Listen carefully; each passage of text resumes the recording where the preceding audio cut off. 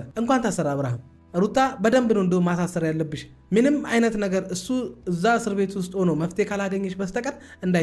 እንዳይፈታ በቃ አሁን በደንብ እኮ ግልጽ ሆነ ትዳራችሁ አሳስቧቸው ሳይሆን አባትና ልጅ መጥተው እንደዛ ሲለምኑ ሲያወሩ የነበሩት ልጃቸውን እንዳታሳስሪባቸው ወይም ደግሞ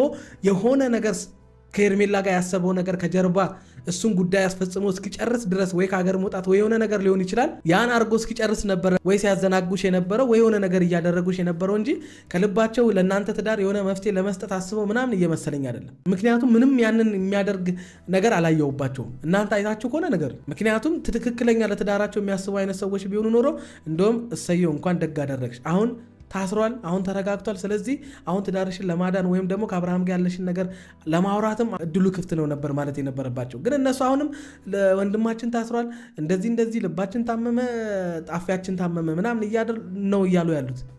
ስለዚህ ሲያስመስሉ ነው የነበሩት እስከዛሬ ድረስ ምንም አልፈረመም አብርሃም እንዲፈታ ፈልጋሉ ከዚህ በላይ ምን ማውረሽ ነገር የለም ምንም ያመጣው ነገር የለም ሁሉም ማስፈራራት ምናምን መደንፋት ምናምን አንዳቸውን ብልጥ አይደለም